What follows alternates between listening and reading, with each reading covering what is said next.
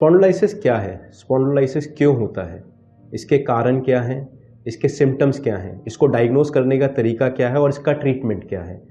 क्या हमें इसमें सर्जरी करने की ज़रूरत है या नहीं है? नमस्कार दोस्तों, मैं doctor Ashish Tomar, senior consultant ortho spine surgeon Sarvodaya hospital. मुझे 10 साल से ज़्यादा का अनुभव है इस फील्ड में। आज हम बात करने वाले हैं स्पॉन्डिलोलाइसिस के बारे में। स्पॉन्डिलोलाइसिस या ब्रेक इन पार्स इंटर आर्टिकुलरिस, इसका मतलब है पार्स इंटर आर्टिकुलरिस एक बोन होता है जो दो कमर के जॉइंट्स के बीच का बोन होता है। हमारे कमर में कई जॉइंट्स होते हैं, हर लेवल जिसको हम बोलते हैं कि कमर के L1, L2, L3 आपने ऐसे सुने होंगे, ये सब लेवल्स हैं। इन लेवल्स के बीच में जॉइंट्स होते हैं, दोनों तरफ जॉइंट्स होते हैं। जैसे L1 के दोनों तरफ जॉइंट है, L2 के दोनों तरफ जॉइंट्स हैं। तो इन बोन्स के जॉइंट्स के बीच का जो बोन होता है, जो कनेक्टिंग बोन होता है पीछे, उसको हम पार्स इंटर आर्टिकुलरिस बोलते हैं, ये वाले बोन को। इस बोन के फ्रैक्चर या इस बोन के टूटने को हम स्पॉन्डिलोलाइसिस बोलते हैं। जब ये टूटने के बाद खिसक जाता है, हड्डी आगे पीछे खिसक जाती है, तो उसे हम स्पॉन्डिलोलिस्थेसिस बोलते हैं। तो स्पॉन्डिलोलाइसिस के कारण क्या हैं? स्पॉन्डिलोलाइसिस किसी को चोट लगने के बाद हो सकता है, जैसे कि कोई रोड ट्रैफिक एक्सीडेंट हो गया, कोई छत से गिर गया, हाइट से फॉल फ्रॉम हाइट, और कमर में चोट लगने से वन कैन डेवलप स्पॉन्डिलोलाइसिस। दूसरा, कुछ लोगों में शरीर की बनावट ऐसी होती है कि लंबर लॉर्डोसिस बहुत ज़्यादा होता है और वो लोग भी प्रिडिस्पोज होते हैं अपनी रूटीन एक्टिविटी में करने के बाद भी वो ये स्ट्रेस फ्रैक्चर की तरह डेवलप होता है और फिर उनके शरीर में रहता है। तीसरा, कुछ लोग एथलेटिक होते हैं और बहुत एथलेटिक्स में एक्टिव रहते हैं। उन एक्टिविटीज़ की वजह से एक तरह का स्ट्रेस फ्रैक्चर भी डेवलप हो सकता है और जो बाद में स्पॉन्डिलोलाइसिस बन सकता है। अब स्पॉन्डिलोलाइसिस के सिम्टम्स क्या हैं? तो स्पॉन्डिलोलाइसिस बेसिकली कमर में दर्द की तरह प्रेजेंट करता है। पेशेंट को बहुत तेज़ दर्द होता है, कमर में दर्द रहता है और वो अपने रूटीन काम नहीं कर पाते।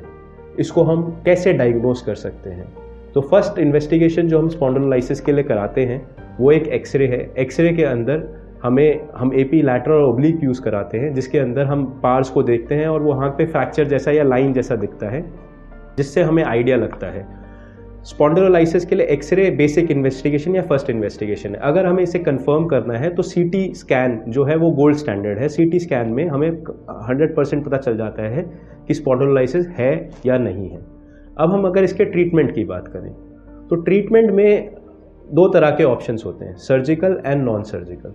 पहले हमेशा स्पॉन्डिलोलाइसिस में नॉन सर्जिकल ऑप्शन को ट्राई करना चाहिए। ज़्यादातर ये जो प्रॉब्लम है ये शरीर में बहुत साल रहती है, उन मरीजों को दिक्कत नहीं करती। इनफैक्ट बहुत सारे लोग ऐसे ही एक्सरे कराते हैं और उन्हें स्पॉन्डिलोलाइसिस दिखता है, उनको कोई दर्द नहीं होता।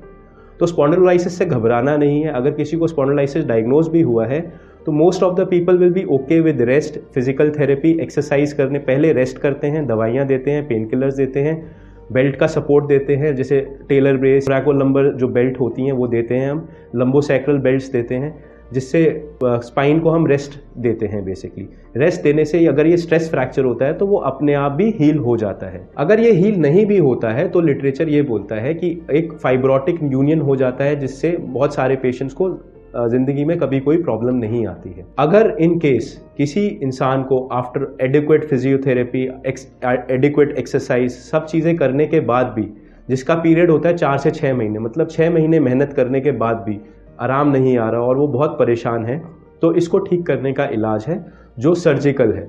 सर्जरी में इसमें दो तरह के ऑप्शंस होते हैं। एक ऑप्शन के अंदर हम जो ये पार्स का डिफेक्ट है उसके थ्रू स्क्रू डालते हैं, जिसको बड्स प्रोसीजर बोलते हैं। उस प्रोसीजर के अंदर जो है स्क्रू से हम इसको जोड़ने की कोशिश करते हैं फ्रैक्चर को। दूसरा, जब मान लीजिए समय के साथ डिस्क के अंदर भी प्रॉब्लम हो गई है, जोड़ भी खराब हो रहे हैं या हड्डी खिसक गई है, तो उसके अंदर हम फिर पार्स जो फ्रैक्चर है उसको जोड़ने की कोशिश नहीं करते। हम स्पाइन को फ्यूज़ करते हैं उस लेवल पे जहाँ पे फ्रैक्चर है, उसके ऊपर और नीचे स्क्रू डाल के, डिस्क को निकाल के वहाँ पे केज डाल के, जिसको हम टी-लिफ्ट बोलते हैं, वो सर्जरी करके हम स्पाइन के उस लेवल को फ्यूज़ कर देते हैं, जिससे कि पेशेंट को पूरी तरह से बैक पेन, जो बैक का पेन है वो ख़त्म हो जाए। तो स्पाइन फ्यूजन जो हम सर्जरी करते हैं वो भी दो प्रकार की होती है, एक ओपन सर्जरी होती है और एक दूरबीन से या मिनिमली इन्वेजिव सर्जरी होती है। आज की डेट में, आज के टाइम पे इस तरह के प्रोसीजर दूरबीन से बड़े सेफली और सिंपली किए जा सकते हैं without any risk, and patient उससे बहुत जल्दी रिकवर कर सकते हैं। हालांकि स्पॉन्डिलोलाइसिस के लिए ये बड़ा क्लियर है कि स्पॉन्डिलोलाइसिस बीमारी के लिए एक्सरसाइज और physiotherapy he first line of treatment है। जो इसका मेटा एनालिसिस है वो कहता है कि फिजियोथेरेपी से, एक्सरसाइज से के रिजल्ट सर्जरी जैसे ही हैं और पेशेंट को सर्जरी सिर्फ और सिर्फ तभी हम ऑफर करते हैं या करते हैं जब पेशेंट पूरी तरह से कोशिश करके देख चुका है और वो फिजियोथेरेपी और एक्सरसाइज से ठीक नहीं हो रहा और उसका कमर का दर्द नहीं जा रहा, या फिर उसको जो हड्डी है वो अब खिसक गई है, उसको नसों में दर्द शुरू हो गया, उसके पैरों में दर्द जा रहा है, उससे चला नहीं जा रहा।